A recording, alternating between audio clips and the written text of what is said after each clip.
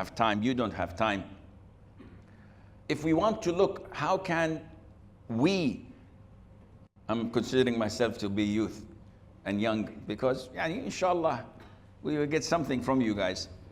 How can we be productive? How can a young man or a young woman be productive?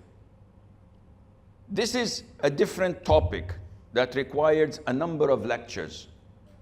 Yet, if you ask the youngsters, if we have a survey and we pass it over and ask, what is your objective in life? Would the answers be united? No. Every one of us has his own objectives in life. And one would say, I'd like to become an engineer. Okay, then what? Get a good job. Then what? Get married, buy a house, get fancy car. You got your 911 Porsche. Then what? I need an SUV.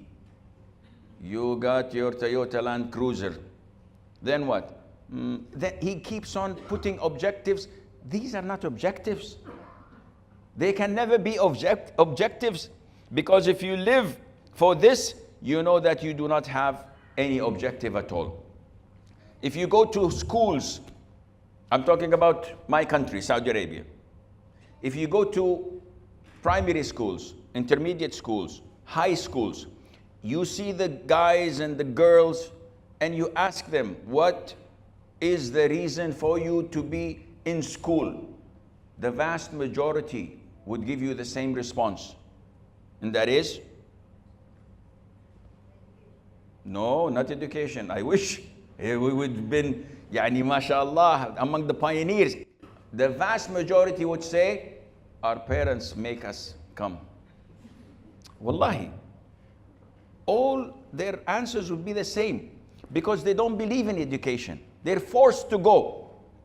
The last week, it's been raining for 7 days in Saudi, in Jeddah. My girls did not go to school. The minute they wake up after Fajr, we look, there are clouds. It's gonna rain. Khalas, no school. Seriously. Just sprinkles, no school. We're afraid of floods. And if we made the mistake and send them, at 9 o'clock the school calls and says, come take your children. It's dark and we're afraid it's going to rain. I've been here for 5 days. It's been raining dogs and cats. MashaAllah, la quwwata illa billah. Everybody's going to school, coming back to the market. Where are you going? I'm going to the gym. Yeah, it's raining. So I'll swim. People are accustomed and they are okay with it. So the youth, in order to have a successful life, they must have objectives. Any company without strategic planning, it is bound to fail. Even if they have a CEO, directors, VPs, general managers, supervisors, if they do not have a plan, then they have a problem. They need to state the mission and vision statement. And then they have to put targets and objectives to be fulfilled. And then they put a budget, and then they check and balance. This is how it is done. Now you as the youth, do you have anything like this? No, I'm just thinking, what will I have for dinner tonight? And then what to do. They don't think beyond their noses. They don't have plans. Some of the youth do. I met people in their teens, and the man, and he was 21 years of age in university doing mechanical engineering. He has this bread master or toast master, something like this. He does every week, and he goes to lectures. He is a CrossFit trainer, doing his second level or third level in that, and he memorizes the Quran, and he has a plan. Wallah, he showed me his plan. I said, this is wacko. I'm not going to sit with this guy. I'm not going to talk with him. He says that, inshallah, when I'm 25 or 26, these are my objectives. I want to reach 1, 2, 3, 4. And whenever I speak to him, he has this big book. And he opens and he has 3 colored pens. He's making me feel real old. And he writes, okay, so, yeah, okay. Then he takes another color and he highlights and writes diagrams. There are people who know what they're doing and they're planning. But the vast majority of us, Sheikh, I just want to graduate. With what grade? Any grade. Just get my degree. And 5 years after graduation, he's regretting. I wish I spent some little more effort so that my GPA would allow me to take a master's degree and maybe be a professor. I have this inclination to become a professor, but now I can't because I made the mistake. It's all about choices. As a Muslim, youth and elders, we have this mission and vision statement, don't we? What is our mission and vision statement? Allah Azza wa Jalla says in the Quran, وَمَا خَلَقْتُ الْجِنَّ وَالْإِنسَ إِلَّا لِيَعْبُدُونَ. I have not created the jinn and the mankind except to worship me. So this is my mission and vision. Do whatever you want to do as long as it leads you to Allah Azza wa Jalla through worshiping Him. And a Muslim is usually positive in the way he thinks. He's not pessimistic. The Prophet ﷺ was positive or negative?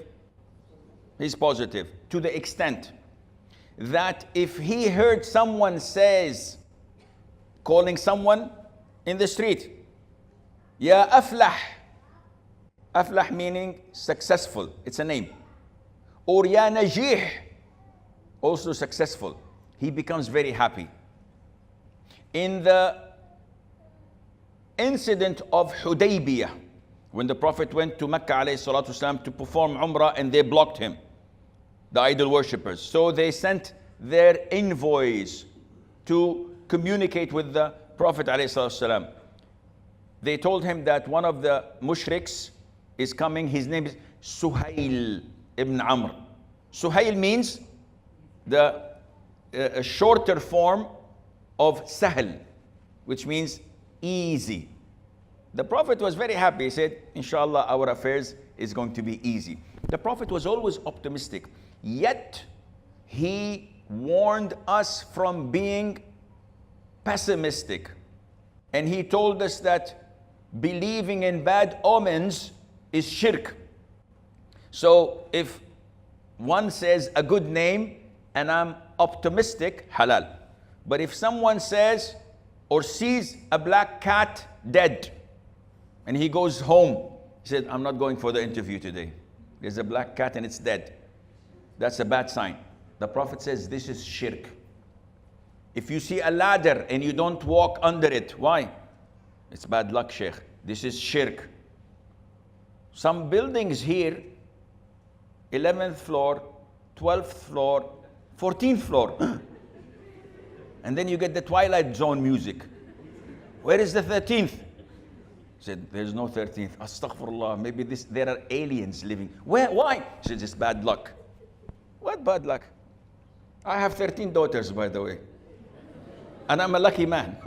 Alhamdulillah. I have 10 grandchildren. Oh, I feel old. I think I'm in the wrong lecture. Huh? I should move on. So, this is Iman. You do not believe in bad omens because you are positive. You are like the Prophet ﷺ. You see a car accident, say Alhamdulillah, and move on. Keep on going to your job, to your interview, to your business. Because if you go back, then you're a mushrik. You are in great danger. You're committing an act of shirk, whether major or minor. This depends on your belief. Youngsters must be proud. Yeah, we are proud. We're strong. No. You have to be proud with your Islam. And unfortunately, a lot of us are not. People say, okay, mashallah, I'm proud with my Islam. I'm wearing a thobe.